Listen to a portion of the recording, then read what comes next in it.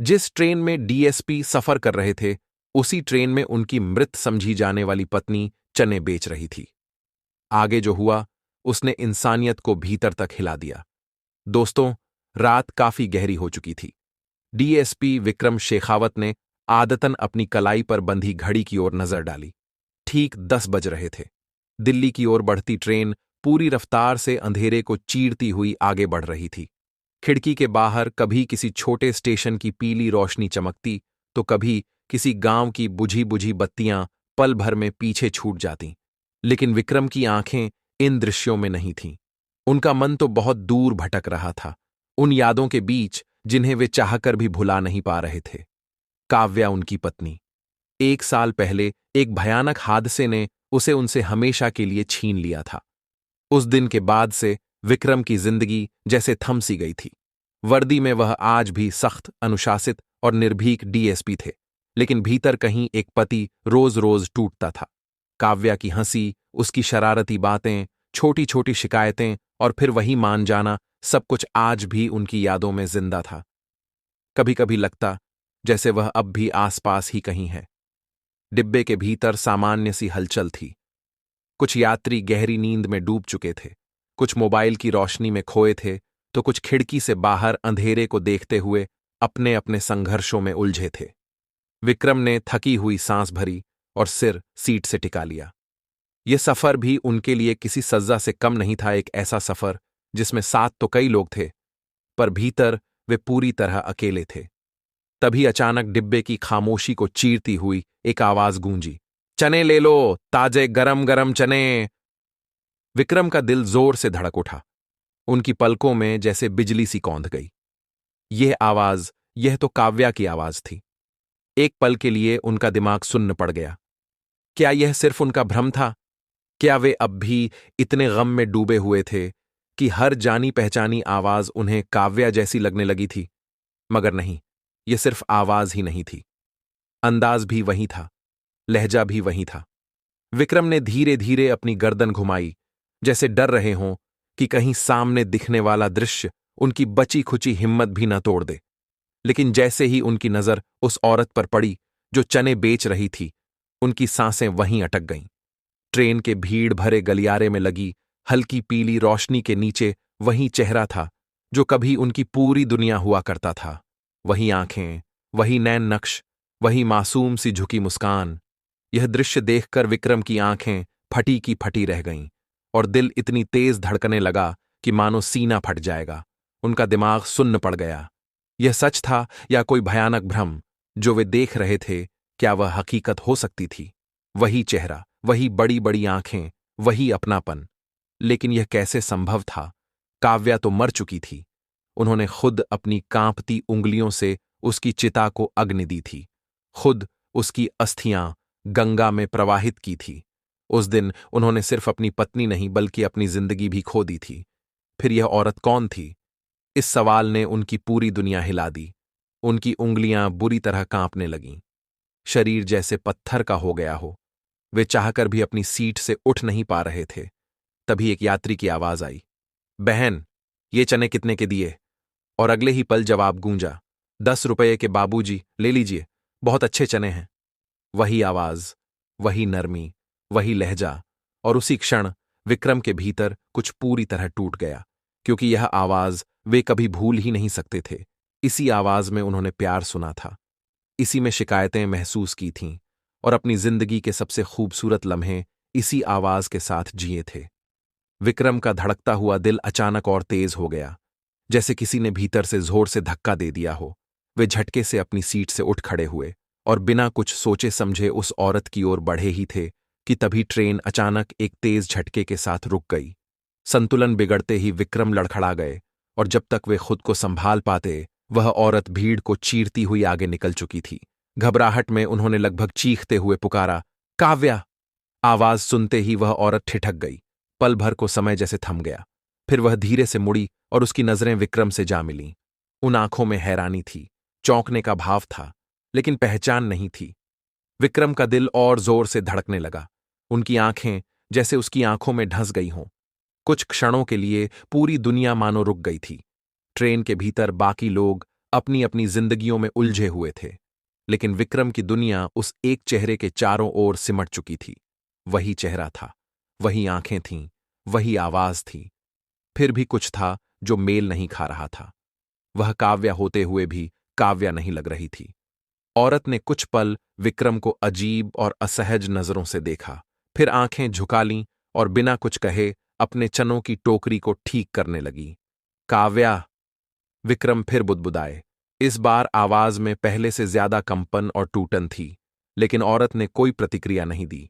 उसने अपना दुपट्टा और आगे खींचकर चेहरे को ढक लिया और भीड़ में आगे बढ़ने लगी। विक्रम वहीं जड़ होकर खड़े रह गए, जैसे पैरों में किसी ने जंजीर डाल दी हो। वह समझ नहीं पा रहे थे कि यह कोई क्रूर खेल था या फिर उनकी जिंदगी के साथ होने वाला कोई बहुत बड़ा धोखा। अगर वह सच में काव्या थी, तो यहां इस हाल में कैसे हो सकती थी? और अगर वह काव्या नहीं थी, तो फिर इतनी हूबहू उससे मिलती क्यों थी? यह सवाल विक्रम के दिमाग में हथौड़े की तरह बज रहे थे। दिल और दिमाग के बीच जंग छिड़ चुकी थी, और आखिरकार उन्होंने सारी हिचकिचाहट छोड़कर उसके पीछे बढ़ने का फैसला कर लिया। भीड़ को धीरे धीरे हटाते हुए जैसे ही वे उसके करीब पहुंचे, उन्होंने अनजाने में उसका हाथ पकड़ लिया। औरत एकदम चौंक गई और घबराई हुई आवाज में बोल उठी, मुझे छोड़ दीजिए साहब। उसकी आवाज में डर साफ झलक रहा था, मगर विक्रम की पकड़ ढीली नहीं हुई। गले से निकली भारी सी आवाज में उन्होंने पूछा, तुम कौन हो? यह सवाल सुनते ही औरत ने पहली बार सीधा उनकी आंखों में देखा। इस बार उसकी नजर में हैरानी नहीं, बल्कि हल्की सी नरमी और गहरा दर्द था। मैं कौन हूं, इससे आपको क्या फर्क पड़ता है साहब? उसके शब्द जैसे सीधे विक्रम के सीने में उतर गए। वे एक पल के लिए जड़ हो गए। इस जवाब ने उनके भीतर कुछ पूरी तरह तोड़ दिया। भर्राई हुई आवाज में वे बस इतना कह पाए, फर्क पड़ता है, बहुत फर्क पड़ता है। आसपास के कुछ यात्री अब इस दृश्य को गौर से देखने लगे थे। औरत और ज्यादा असहज हो गई। उसने झटके से अपना हाथ छुड़ाया और बिना पीछे देखे ट्रेन के अगले डिब्बे की ओर भाग गई। विक्रम ने भी बिना कुछ सोचे समझे उसके पीछे दौड़ लगा दी। लेकिन जैसे ही वे अगले डिब्बे में पहुंचे, वहां वह औरत नहीं थी। वह अचानक गायब हो चुकी थी। हांफते हुए विक्रम दरवाजे के पास रुके और चारों ओर नजर दौड़ाई, मगर वह कहीं दिखाई नहीं दी। दिमाग सुन्न पड़ गया। यह कैसे संभव था? चलती हुई ट्रेन में कोई इंसान पल भर में कहां गायब हो सकता है? डिब्बे में बैठे यात्री अब उन्हें अजीब नजरों से देख रहे थे। कुछ यात्रियों ने हैरानी से उनकी ओर देखते हुए पूछा, क्या हुआ साहब? लेकिन विक्रम के पास किसी सवाल का जवाब नहीं था। उनका दिमाग बेकाबू रफ्तार से दौड़ रहा था, जैसे कोई अदृश्य तूफान भीतर ही भीतर सब कुछ तहस नहस कर रहा हो। क्या वह सच में काव्या थी? और अगर हां, तो वह इस तरह भाग क्यों रही थी? और अगर नहीं, तो फिर वही चेहरा, वही आवाज, वही लहजा। क्या यह सिर्फ एक इत्तेफाक हो सकता था? नहीं, यह इत्तेफाक नहीं हो सकता। विक्रम बुदबुदाए। उनके माथे पर पसीने की बूंदें उभर आईं। तभी पास बैठे एक बूढ़े यात्री ने सहानुभूति भरी नजर से देखते हुए कहा, बेटा, जिसे तुम ढूंढ रहे हो वह शायद पिछले स्टेशन पर उतर गई होगी। पिछले स्टेशन, यह शब्द सुनते ही विक्रम के भीतर फिर से हलचल मच गई। लेकिन अगर वह सच में काव्या थी, तो वह इतनी गरीब हालत में चने क्यों बेच रही थी? यह सवाल उनके सीने में तीर की तरह चुभ गया। उनकी आंखों के सामने 1 साल पहले की सारी तस्वीरें घूमने लगीं। वह एक्सीडेंट, अस्पताल के सफेद गलियारे, डॉक्टरों के गंभीर चेहरे, वह मनहूस वाक्य कि अब कुछ नहीं बचा, और फिर उसका अंतिम संस्कार, अग्नि की लपटें और गंगा में बहती हुई अस्थियां। अगर काव्या मरी ही नहीं थी, तो यह सोचते सोचते ही उनका सिर दर्द से फटने लगा। क्या यह कोई गहरी साजिश थी, या फिर कोई ऐसा राज जिसे इतने समय से उनसे छुपाया गया था? लेकिन अब यह मामला सिर्फ यादों और भावनाओं तक सीमित नहीं था। यह सच्चाई तक पहुंचने का सवाल बन चुका था, और विक्रम ने उसी पल तय कर लिया कि वह इस रहस्य की तह तक जरूर जाएगा। उन्होंने झटके से अपनी जेब से मोबाइल निकाला और पिछले स्टेशन की लोकेशन चेक की। उनकी आंखों में अब भ्रम नहीं, बल्कि दृढ़ निश्चय था। अगर वह वहां उतरी थी, तो मैं उसे ढूंढ निकालूंगा। विक्रम की पकड़ अब सच्चाई तक पहुंचने के लिए और भी सख्त हो चुकी थी। उनके भीतर का अफसर जाग चुका था, और दिल में उठता तूफान अब एक ही सवाल के इर्द गिर्द घूम रहा था। अगर काव्या मर चुकी थी तो वह औरत कौन थी, और अगर वह काव्या ही थी तो इस हाल में इस जगह तक वह पहुंची कैसे? बिना एक पल गंवाए उन्होंने ट्रेन के गार्ड से संपर्क किया और कड़े लहजे में पूछा कि पिछला स्टेशन कौन सा था। गार्ड ने तुरंत जवाब दिया, भरतपुर जंक्शन। यह नाम सुनते ही विक्रम ने जेब से मोबाइल निकाला और स्टेशन मास्टर का नंबर खोजकर कॉल मिला दिया। नमस्ते, मैं डीएसपी विक्रम शेखावत बोल रहा हूं। दूसरी तरफ एक पल की खामोशी छा गई। अभी भरतपुर जंक्शन पर एक औरत उतरी है, उसकी पहचान मुझे करनी है। आप सीसीटीवी फुटेज चेक करवा सकते हैं। स्टेशन मास्टर की आवाज में घबराहट साफ झलक रही थी। कुछ पल रुककर वह बोला, साहब, अभी अकेले देख पाना मुश्किल है, लेकिन अगर आप यहां आ जाएं तो हम मिलकर जरूर देख सकते हैं। विक्रम ने बिना सोचे जवाब दिया, ठीक है, मैं अगली ट्रेन से वहीं आ रहा हूं। और उसी क्षण फैसला हो चुका था। ट्रेन अब एक बड़े स्टेशन पर रुकने वाली थी। उन्होंने फुर्ती से अपना बैग उठाया, प्लेटफॉर्म की ओर बढ़े और ट्रेन रुकते ही नीचे कूद पड़े। कदम तेज थे, सांसें भारी, लेकिन नजरें सीधी मंजिल पर टिकी हुई थीं। कुछ ही देर में वे भरतपुर जंक्शन पहुंच गए। रात का सन्नाटा स्टेशन पर पसरा हुआ था। इक्का दुक्का लोग ही इधर उधर दिखाई दे रहे थे। पीली रोशनी में प्लेटफॉर्म सूना सा लग रहा था। स्टेशन मास्टर पहले से उनका इंतजार कर रहा था। उन्हें देखते ही उसने आदर से कहा, आइए साहब, मैं आपको सब दिखाता हूं। विक्रम तेज कदमों से स्टेशन मास्टर के ऑफिस के भीतर घुसे। दरवाजा बंद होते ही कमरे में एक अजीब सी बेचैनी भर गई। स्क्रीन ऑन हुई और सीसीटीवी फुटेज चलने लगा। अगले ही पल उनकी नजरें जम गईं। कैमरे में वही औरत साफ दिखाई दे रही थी। वही चाल, वही कदकाठी। वह तेजी से प्लेटफॉर्म पार करती हुई बाहर की ओर बढ़ रही थी। विक्रम की सांसें अपने आप तेज हो गईं। लेकिन तभी एक और दृश्य सामने आया। जैसे ही वह बाहर पहुंची, एक आदमी पहले से वहां खड़ा था। उसने चारों ओर सतर्क नजर दौड़ाई, मानो किसी का इंतजार कर रहा हो। फिर अचानक उसने उस औरत का हाथ थामा और तेजी से उसे एक संकरी गली की तरफ ले गया। विक्रम की आंखें सिकुड़ गईं, जबड़े भींच गए, आवाज भारी हो गई। ये आदमी कौन है? स्टेशन मास्टर ने असहाय सा सिर हिलाया। पहली बार देख रहा हूं साहब, लेकिन ये गली स्टेशन के पीछे वाली बस्ती में जाती है। ये सुनते ही विक्रम के भीतर कोई आखिरी संकोच भी टूट गया। अब शक यकीन में बदलने लगा था। उन्होंने उसी पल तय कर लिया कि वे उस बस्ती तक जाएंगे और पता लगाकर रहेंगे कि वह औरत कौन थी और किसके साथ गई थी। उन्होंने गहरी सांस ली और आदतन अपने कंधे पर टंगे बैग में रखी पिस्तौल पर हाथ फिराया। अब यह सिर्फ भावनाओं का पीछा नहीं था, यह एक रहस्य को बेनकाब करने की जंग बन चुकी थी। उन्होंने स्टेशन मास्टर को संक्षेप में धन्यवाद दिया और बिना एक पल रुके बाहर निकल पड़े। कैमरे में दिखी वही गली अब उनके सामने थी, सुनसान, अंधेरे में डूबी हुई, जैसे किसी राज को अपने भीतर छिपाए खड़ी हो। विक्रम ने जेब से मोबाइल निकाला और टॉर्च ऑन की। पीली रोशनी में गली और भी संकरी लग रही थी। दोनों ओर टूटी फूटी झोपड़ियां और कच्चे मकान थे। कहीं किसी घर से मध्यम रोशनी झांक रही थी, तो कहीं सन्नाटा इतना गहरा था कि अपनी ही सांसों की आवाज सुनाई दे रही थी। वे सावधानी से आगे बढ़ ही रहे थे कि अचानक पीछे से किसी के कदमों की आहट गूंजी। विक्रम चौकन्ने हो गए। पलक झपकते ही उन्होंने पिस्तौल निकाल ली और आवाज की दिशा में ध्यान लगाया। गली के आखिरी छोर पर हल्की सी रोशनी में एक परछाई हिलती हुई दिखाई दी। विक्रम तेज कदमों से आगे बढ़े। दिल इतनी जोर से धड़क रहा था कि हर धड़कन कानों में गूंज रही थी। जैसे ही वे गली के मोड़ तक पहुंचे, उनकी नजर एक दरवाजे पर पड़ी जो ठीक उसी पल धीरे से बंद हो रहा था। उन्होंने एक पल भी गंवाए बिना दरवाजे तक पहुंचकर जोर से खटखटाया। भीतर से घबराई हुई एक स्त्री की आवाज आई, कौन है? विक्रम की आवाज सख्त और आदेशात्मक हो गई, पुलिस, दरवाजा खोलो। कुछ सेकंड तक भीतर गहरी खामोशी छाई रही, मानो अंदर बैठा इंसान अपनी सांसें भी रोककर सोच रहा हो। फिर दरवाजा बहुत धीरे धीरे खुला और जैसे ही सामने खड़ी औरत पर विक्रम की नजर पड़ी, उनकी सांसें अचानक अटक गईं। वही चेहरा, वही आंखें, वही नैन नक्श, लेकिन इस बार उस चेहरे पर वह अपनापन नहीं था, बल्कि डर, घबराहट और अनजाना सा साया पसरा हुआ था। विक्रम दरवाजे पर ही जड़ होकर खड़े रह गए। सामने वही चेहरा था जिसे उन्होंने 1 साल पहले हमेशा के लिए खो दिया था। मगर आज उस चेहरे पर अजनबीपन था, ऐसा अजनबीपन जिसने उनकी रूह तक को हिला दिया। कुछ पल तक दोनों एक दूसरे को बिना पलक झपकाए देखते रहे, जैसे समय भी ठिठक कर खड़ा हो गया हो। फिर टूटती हुई, कांपती आवाज में विक्रम के मुंह से बस एक शब्द निकला। काव्या। उस औरत की आंखों में हलचल दौड़ गई, जैसे यह नाम उसके भीतर कहीं टकराया हो। एक पल के लिए वह सचमुच चौंकी, लेकिन अगले ही क्षण उसने खुद को संभाल लिया और शांत मगर चुभती हुई आवाज में बोली, आप कौन हैं?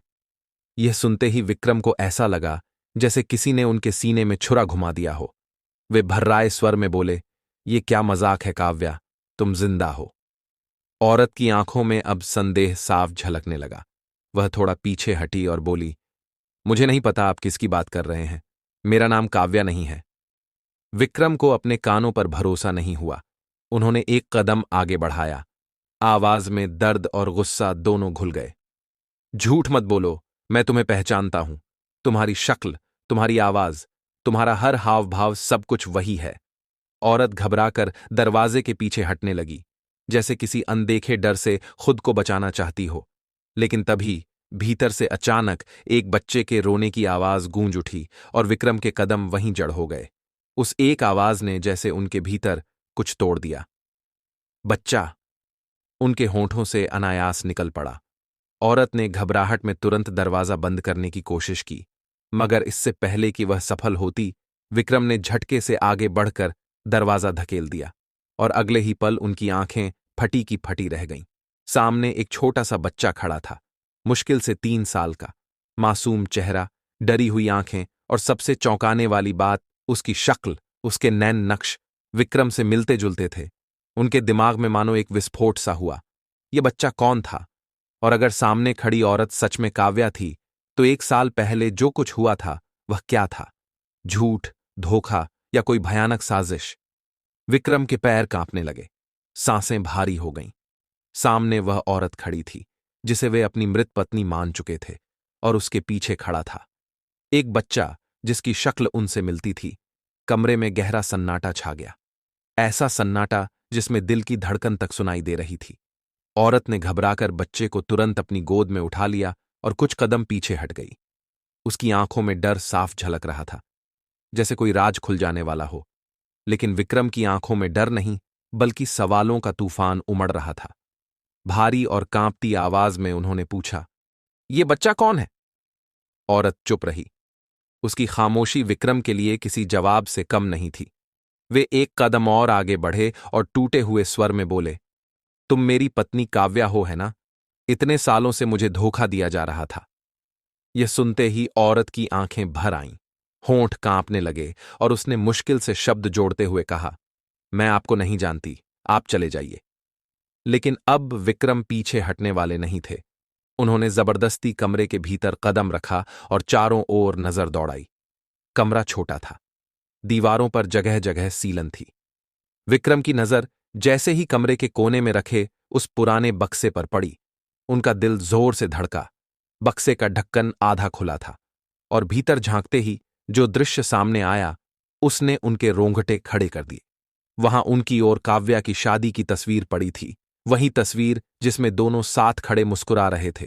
वही कपड़े, वही दिन, वही यादें जिन्हें विक्रम ने 1 साल पहले आग और राख के हवाले कर दिया था। उनके हाथ अपने आप कांपने लगे। उन्होंने झुके हुए घुटनों के सहारे बक्से से तस्वीर उठाई और धीरे से काव्या की ओर देखा। आंखों में दर्द, आवाज में टूटन। अब भी कहोगी कि तुम मुझे नहीं जानती? ये सुनते ही काव्या की आंखों से आंसू बह निकले।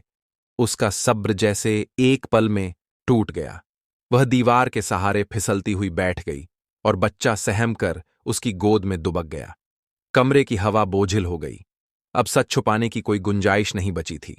विक्रम ने धीमे लेकिन भारी स्वर में कहा, काव्या, अब और मत छुपाओ, सच बताओ, तुम जिंदा कैसे हो? और इस 1 साल में तुम कहां थी? काव्या ने सिर झुकाए रखा। उसकी आंखों में गहरी तकलीफ और बीते हुए डर की परछाइयां साफ दिख रही थीं। उसने धीरे से सिर उठाया और कांपती हुई आवाज में बोली, सच बहुत दर्दनाक है, शायद तुम इसे जानने के लिए तैयार नहीं हो। उसकी आंखों से आंसू लगातार गिर रहे थे। लेकिन विक्रम के भीतर अब धैर्य टूट चुका था। उन्होंने ठंडी और सख्त आवाज में कहा, अब सच छुपाने का कोई फायदा नहीं, मुझे सब कुछ जानना है। संजना ने गहरी सांस ली, अपनी गोद में बैठे बच्चे को और जोर से सीने से लगाया, जैसे उसे दुनिया से बचाना चाहती हो। फिर बहुत मुश्किल से शब्दों को जोड़ते हुए बोली, जिस दिन मेरा एक्सीडेंट हुआ था उस दिन मैं मरी नहीं थी, मुझे मारने की कोशिश की गई थी। विक्रम का पूरा शरीर सुन पड़ गया। क्या मारने की कोशिश? काव्या ने धीरे से सिर हिलाया। उसकी आंखों में खौफ उतर आया था, जैसे वह फिर से उसी रात को जी रही हो। एक्सीडेंट के बाद जब मुझे अस्पताल ले जाया गया था, तब मैं पूरी तरह होश में नहीं थी। मेरी हालत अधमरी सी थी, सांसें चल रही थीं, लेकिन शरीर जवाब दे चुका था। काव्या की आवाज कांप रही थी, वह जैसे हर शब्द के साथ उस दर्दनाक रात में लौट रही हो। उसने कहा कि डॉक्टरों के हाथ में आने से पहले ही किसी ने मुझे वहां से गायब कर दिया था। यह सुनते ही विक्रम शेखावत की सांसें अटक गईं, आंखें फैल गईं और गला सूख गया। उन्होंने धीमे लेकिन सख्त स्वर में पूछा, किसने किसने तुम्हें वहां से उठाया था? काव्या ने सिर झुकाए रखा, कुछ पल चुप रही, फिर बहुत भारी आवाज में बोली, तुम्हारे ही घर के किसी अपने ने। यह सुनते ही विक्रम का दिमाग जैसे सुन्न हो गया, माथे की नसें तन गईं। उन्होंने झटके से पूछा, कौन था वह और उसने ऐसा क्यों किया? काव्या की आंखों में उसी पल डर और नफरत दोनों उतर आए। उसने अपनी गोद में बैठे बच्चे के सिर पर हाथ फेरा, जैसे उसे हिम्मत दे रही हो, और फर्श की ओर देखते हुए बमुश्किल शब्द निकाले, तुम्हारे बड़े भाई ने।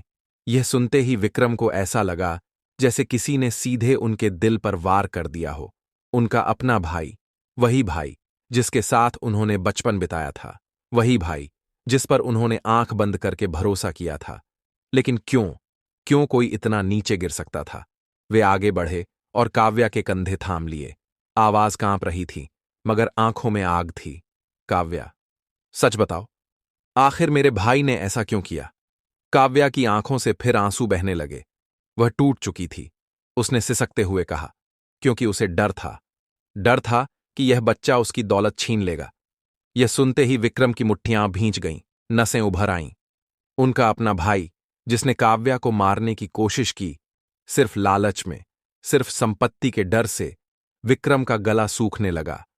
उन्होंने कांपती आवाज में पूछा, इसका क्या मतलब? उसे इस बच्चे से अपनी दौलत खोने का डर क्यों था? काव्या ने बच्चे को और कसकर सीने से लगा लिया, जैसे कोई अदृश्य खतरा अभी भी आसपास हो। फिर बहुत धीमी और कांपती आवाज में बोली, क्योंकि यह बच्चा तुम्हारा वारिस है। विक्रम की आंखें फटी की फटी रह गईं।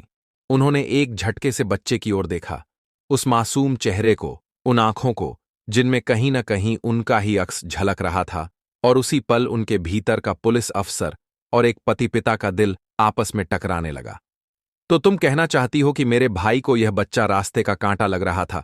विक्रम शेखावत ने भारी आवाज में कहा। शब्दों में यकीन कम और दर्द ज्यादा था। काव्या ने कुछ नहीं कहा, बस सिर झुका लिया। वही सिर झुकाना अपने आप में बहुत कुछ कह गया। उसने धीमे लेकिन साफ शब्दों में बताया कि जब वह गर्भवती थी, तभी दुर्जन को यह सच पता चल गया था कि उनकी सारी प्रॉपर्टी और पिता की दौलत कानूनी तौर पर उनके बेटे के नाम होने वाली है। उसे लगा कि अगर काव्या और यह बच्चा रास्ते से हट जाए तो सब कुछ उसी का हो जाएगा। यह सुनते ही विक्रम शेखावत की सांसें तेज हो गईं। सीने में गुस्से और धोखे की लहर एक साथ उठी। इसलिए उसने तुम्हें मारने की कोशिश की, उन्होंने दांत भींचते हुए कहा। काव्या की आंखों में आंसू भर आए। उसने कांपती आवाज में बताया कि उसकी गाड़ी के ब्रेक जानबूझकर फेल करवाए गए थे। उसी पल विक्रम के सामने सारी कड़ियां जुड़ने लगीं। हर सवाल को जैसे जवाब मिल रहा था। लेकिन तुम बच गई? उन्होंने अविश्वास से पूछा। काव्या ने सिर हिलाया। हां, अस्पताल पहुंचने से पहले ही दुर्जन के आदमियों ने मुझे वहां से उठा लिया। मुझे मरा हुआ साबित करने के लिए उन्होंने किसी और का शव तुम्हें सौंप दिया, और तुमने उसे ही मेरी लाश समझकर मेरा अंतिम संस्कार कर दिया। यह सुनते ही विक्रम के पैरों तले जमीन खिसक गई, आवाज भर्रा गई। फिर काव्या ने आंसू पोंछते हुए कहा कि मैं इसलिए आपसे दूर भाग रही थी। तभी मुझे एक अनजान आदमी मिला, जिसने मुझे मरने से बचाया और इस बस्ती तक पहुंचाया। मैं जिंदा थी, लेकिन दुनिया के लिए मर चुकी थी और इस बच्चे को पालने के लिए उसे चने बेचने पड़े। विक्रम की आंखों से आंसू निकल आए। उन्होंने धीरे धीरे बच्चे की ओर हाथ बढ़ाया, जैसे उसे छूकर यकीन करना चाहते हों कि वह सपना नहीं है। लेकिन तभी बाहर किसी के तेज कदमों की आवाज गूंज उठी। काव्या के चेहरे पर वही पुराना डर लौट आया। उसने कांपते हुए कहा कि उन्होंने हमें ढूंढ लिया है। विक्रम के कान सतर्क हो गए। बाहर कदमों की आहट तेज होती जा रही थी। कोई तेजी से उनकी ओर बढ़ रहा था। काव्या घबराकर दीवार से सट गई और बच्चे को अपनी गोद में छुपा लिया। उसकी सांसें बेकाबू हो चुकी थीं। विक्रम ने तुरंत अपनी पिस्तौल निकाली और दरवाजे की ओर इशारा किया। शांत रहो, जो भी हो, अब मैं तुम्हें कुछ नहीं होने दूंगा। दरवाजे के बाहर हल्की सी सरसराहट हुई, जैसे कोई सांस रोककर भीतर की हर हरकत सुन रहा हो। फिर अचानक दरवाजे पर जोरदार दस्तक पड़ी। दरवाजा खोलो। आवाज भारी थी, ठंडी और साफ तौर पर धमकी से भरी हुई। विक्रम शेखावत के दिमाग में उसी पल अलार्म बज उठा। यह उनके भाई के आदमी थे। इसमें अब कोई शक नहीं रह गया था। उन्होंने बिना कुछ कहे इशारे से काव्या को पीछे हटने को कहा। काव्या बच्चे को सीने से लगाए दीवार से सट गई। आंखों में डर तैर रहा था और विक्रम धीरे धीरे दरवाजे के पास आ गए। पिस्तौल मजबूती से हाथ में थी। आवाज सख्त और नियंत्रित थी। कौन है? बाहर से हंसी जैसी एक ठंडी आवाज आई। यहां सवाल पूछने वाले तुम नहीं हो डीएसपी साहब। हमें पता है कि तुम अंदर हो और तुम्हारे साथ वो औरत भी है। दरवाजा खोलो वरना अच्छा नहीं होगा। ये सुनते ही विक्रम के भीतर गुस्से की लहर दौड़ गई। जबड़ा भींच गया। उन्होंने बिना घबराए जवाब दिया, अगर इतनी ही हिम्मत है तो खुद खोलने की कोशिश करो। बाहर कुछ पलों के लिए सन्नाटा छा गया। ऐसा सन्नाटा जो तूफान से पहले आता है, और अगले ही पल जोरदार धमाका हुआ। किसी ने पूरी ताकत से दरवाजा तोड़ने की कोशिश की थी। काव्या के मुंह से हल्की सी चीख निकल गई। बच्चा उसकी गोद में और कसकर सिमट गया। लेकिन विक्रम ने पल भर के लिए भी नजर नहीं हटाई। बस आंखों के इशारे से काव्या को शांत रहने को कहा। अब लड़ाई शुरू हो चुकी थी। विक्रम ने पिस्तौल को और कसकर थामा। सांसें धीमी कीं। जैसे ही दरवाजा दूसरी बार जोर के झटके से हिलता हुआ खुलने लगा, उन्होंने बिना एक पल गंवाए ट्रिगर दबा दिया। गोली की आवाज गली में गूंज गई। बाहर अफरातफरी मच गई। किसी के चीखने की आवाज आई और फिर अचानक खामोशी छा गई। काव्या कांपती हुई कोने में दुबकी रही। बच्चा डर के मारे उसकी गोद में सहमा हुआ था। विक्रम सांस रोके दरवाजे की ओर देखते रहे। पिस्तौल अब भी तनी हुई थी। यह समझ पाना मुश्किल था कि कोई मरा था या वे सिर्फ डर कर पीछे हटे थे। तभी बाहर से एक और आवाज आई, पीछे हटो। डीएसपी अकेला है, ज्यादा देर तक टिक नहीं पाएगा। विक्रम शेखावत की आंखें संकीर्ण हो गईं। अब शक की कोई गुंजाइश नहीं बची थी। उसके बड़े भाई ने अपने गुंडों को यहां तक भेज दिया था। मतलब मामला अब सिर्फ डराने का नहीं बल्कि खत्म कर देने का था। उन्होंने बिना एक पल गंवाए दरवाजे के पास पड़ी टूटी हुई लकड़ी उठाई और पूरी ताकत से उसे दरवाजे के हैंडल में फंसा दिया। लकड़ी चरमराई, लेकिन दरवाजा अंदर से जाम हो गया। बाहर से गालियां और ठोकरों की आवाज आने लगी। विक्रम तेजी से मुड़े और काव्या के पास पहुंच गए। आवाज में हुक्म और चिंता दोनों थे। काव्या, हमें यहां से निकलना होगा। काव्या की आंखों में डर साफ झलक रहा था। आवाज कांप रही थी। लेकिन कहां जाएंगे? ये लोग हमें मार डालेंगे। विक्रम ने उसकी कांपती उंगलियों को कसकर पकड़ लिया, जैसे अपनी ताकत उसे दे रहे हों। जब तक मैं जिंदा हूं, कोई तुम्हें छू भी नहीं सकता। उन्होंने तेजी से कमरे का जायजा लिया। कमरा छोटा था, घुटन भरा, लेकिन पीछे की दीवार में एक टूटी हुई खिड़की दिखाई दी। वहीं एकमात्र उम्मीद थी। यही एक रास्ता बचा है। उन्होंने तुरंत खिड़की से बाहर झांका। नीचे एक पतली गली थी जो आगे जाकर रेलवे ट्रैक की ओर मुड़ती थी। अंधेरा घना था, लेकिन यही अंधेरा अब उनका साथी बनने वाला था। जल्दी से निकलते हैं। काव्या ने बच्चे को कसकर सीने से लगाया और कांपते कदमों से खिड़की की ओर बढ़ी। विक्रम ने पहले बच्चे को दोनों हाथों से सावधानी से बाहर निकाला, फिर काव्या को सहारा दिया। जैसे ही वह खुद खिड़की से बाहर कूदने वाले थे, पीछे से जोरदार धमाके के साथ दरवाजा टूट गया और गुंडे कमरे में घुस आए, आंखों में हैवानियत और हाथों में हथियार। विक्रम ने पलटकर बिना सोचे हवा में एक गोली चला दी। धमाके की आवाज से गुंडे एक पल के लिए ठिठक गए और उसी पल विक्रम खिड़की से बाहर कूद पड़े। अब यह सिर्फ भागना नहीं था, यह जिंदगी और मौत की दौड़ बन चुकी थी। रेलवे ट्रैक के किनारे चारों तरफ अंधेरा पसरा हुआ था। दूर कहीं कुत्तों के भौंकने और लोगों के चिल्लाने की आवाजें गूंज रही थीं। काव्या कांपती हुई खड़ी थी। बच्चा उसकी गोद में दुबका हुआ था। विक्रम ने जल्दी से उसके कंधे पर हाथ रखा। हमें जल्दी निकलना होगा, इससे पहले कि वे हमें पकड़ लें। उनकी आवाज में घबराहट थी, लेकिन आंखों में अब भी हिम्मत की चिंगारी थी। काव्या ने थके हुए सिर से हामी भरी। उसका शरीर जवाब दे चुका था, लेकिन विक्रम शेखावत की मौजूदगी ने उसमें आखिरी ताकत भर दी थी। वे तीनों रेलवे ट्रैक के किनारे किनारे अंधेरे को चीरते हुए भागने लगे। सांसें उखड़ रही थीं, दिल जोर जोर से धड़क रहा था। तभी अचानक पीछे से गोलियों की आवाज गूंज उठी और पूरी रात कांप गई। विक्रम ने बिना एक पल सोचे काव्या और बच्चे को जमीन पर लिटा दिया और खुद उनके सामने दीवार बनकर खड़े हो गए। गोलियां उनके सिर के ऊपर से सनसनाती हुई गुजरीं, पत्थरों से टकराईं और चिंगारियां अंधेरे में बिखर गईं। तभी एक गोली उनके कंधे में ढंस गई। दर्द से उनका शरीर झटका खा गया। खून बहने लगा, लेकिन उनके कदम नहीं रुके। काव्या की आंखें डर से फैल गईं। विक्रम वह चीख पड़ी, लेकिन विक्रम ने हाथ उठाकर उसे चुप कराया। डरो मत, मैं ठीक हूं, तुम बस बच्चे को लेकर आगे बढ़ो। उसी पल अंधेरे को चीरती हुई एक जानी पहचानी आवाज गूंजी। भागने का कोई फायदा नहीं छोटे भाई, आज तुम्हारा और तुम्हारे परिवार का अंत तय है। विक्रम की आंखें क्रोध और धोखे से जल उठीं। उन्होंने पीछे मुड़कर देखा। उनका बड़ा भाई हाथ में पिस्तौल लिए खड़ा था और उसके पीछे गुंडों की टोली। तू इतना गिर जाएगा, अपने ही भाई को मारने आया है? विक्रम की आवाज कांप रही थी, दर्द से नहीं बल्कि विश्वासघात की आग से। बड़ा भाई दुर्जन हंसा। तू हमेशा मेरे रास्ते का कांटा रहा है, आज तेरा वजूद ही मिटा दूंगा। उसने पिस्तौल उठाई और ट्रिगर दबा दिया। गोलियों की आवाज फिर गूंज उठी, लेकिन इसी क्षण काव्या दौड़ पड़ी। वह विक्रम के सामने आ गई। गोलियां उसके सीने में उतर गईं। समय जैसे वहीं थम गया। विक्रम की आंखें डर और दर्द से फैल गईं। नहीं काव्या, वह लड़खड़ाई। उसका शरीर कांपने लगा। उसने आखिरी बार विक्रम की ओर देखा। वही आंखें जिनमें 1 साल पहले भी प्यार था और आज भी वही सच्चा प्यार।